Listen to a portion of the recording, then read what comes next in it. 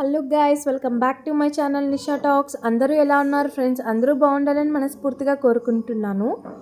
ఇంకా ఈరోజు ఈ వీడియోలో నేను ఏం చూపిస్తున్నానో తెలుసా? రోహో ఫిష్తో అయితే ఫిష్ కర్రీ ప్రిపేర్ చేస్తున్నా.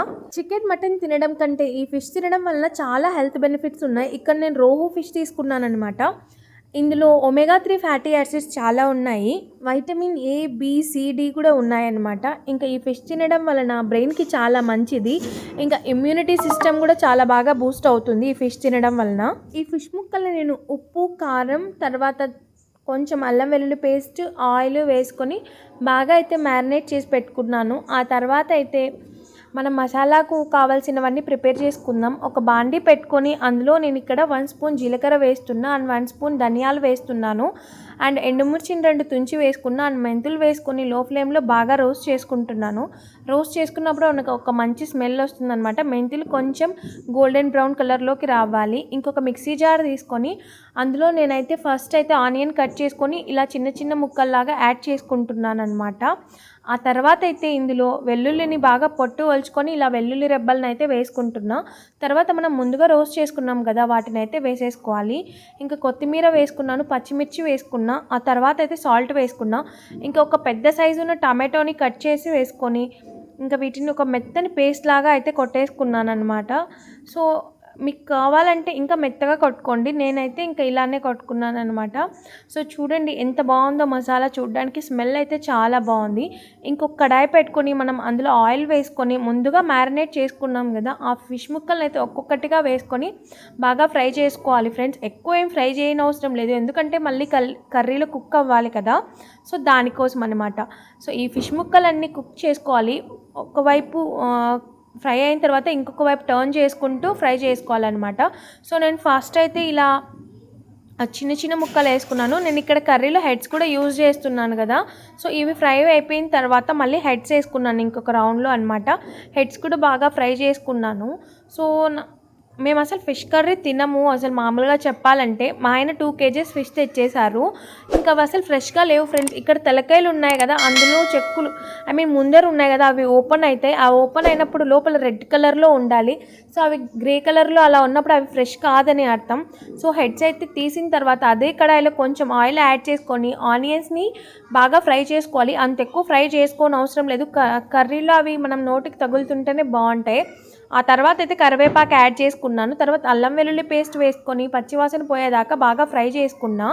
ఇంకా ముందుగా మనం మిక్సీలో గ్రైండ్ చేసుకున్నాం కదా ఫ్రెండ్స్, ఆ పేస్ట్ అయితే వేసి ఇంకా బాగా ఫ్రై చేయాలి ఫ్రెండ్స్. ఇంకా మూత పెట్టేసుకుందాం సిమ్లో పెట్టేసి, ఎందుకంటే ఇంకా ఈ పేస్ట్ అయితే బాగా ఫ్రై అవ్వాలన్నమాట. ఆ తర్వాత అయితే నేను ఇందులో కారం యాడ్ చేసుకుంటున్నాను. కొంచెం పసుపు యాడ్ చేసుకుందాం ఫస్ట్, ఆ తర్వాత కారం యాడ్ చేసుకుందాం. తర్వాత అయితే ధనియాల పొడి యాడ్ చేసుకొని ఒకసారి బాగా మిక్స్ చేసి సిమ్లో పెట్టేసుకుందాం ఫ్రెండ్స్. నూనె పైకి తేలుతుంది కదా, అప్పుడైతే నేను ఇక్కడ మిక్సీలో కొట్టుకున్నాను కదా పేస్ట్, ఆ పేస్ట్ వేసేసుకున్న తర్వాత మిక్సీలో కొంచెం మసాలా మిగిలిపోతుంది కదా, అందులో వాటర్ యాడ్ చేసుకొని వేసేసుకుంటున్నా. ఇంకా ప్లేట్లో మనం ఫిషెస్ మ్యారినేట్ చేసాం కదా, అందులో కొంచెం మసాలా ఉంటుంది, అందులో కూడా వాటర్ యాడ్ చేసుకొని ఇలా వేసేస్తున్నా కల్లీలో. ఆ తర్వాత అయితే మనం ఒక నిమ్మకాయ సైజ్ అంతా చింతపండుని ముందుగానే క్లీన్ చేసుకొని వాటర్లో నానబెట్టుకోవాలి ఒక 10 నిమిషాలు. సో ఆ వాటర్ని అంతా బాగా మ్యాష్ చేసి చింతపండు వాటర్ అయితే ఇందులో వేసేసుకోవాలన్నమాట. ఇంకొంచెం వాటర్ యాడ్ చేసుకొని మూత పెట్టేసి వాటర్ని బాగా బాయిల్ అవ్వనివ్వాలి.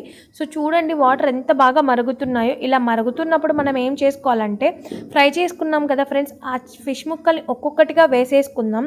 సో వేసుకున్న తర్వాత మనం గరిటె పెట్టి ఊరికి ఒక్కసారి అలా మిక్స్ చేసుకుందాం, అవి ముక్కలు లోపలికి మునిగేలాగా. ఇంకా ఆ తర్వాత ఏం చేయాలంటే మూత పెట్టి కొద్దిసేపు కుక్ చేసుకుందాం అన్నమాట. ఆ తర్వాత చేతులతో ఇలా కదుపుకుంటే చాలు, గరిటె పెట్టనవసరం లేదు, ఎందుకంటే మళ్ళీ ముక్కలు విరిగిపోతాయి అన్నమాట. సో నేను ఫస్ట్ టైం చేసుకున్నా కూడా చాలా వీడియోస్ అయితే చూసి చేస్తున్నాను ఫ్రెండ్స్. నాకు నిజంగా కర్రీ ఎక్సలెంట్గా వచ్చింది.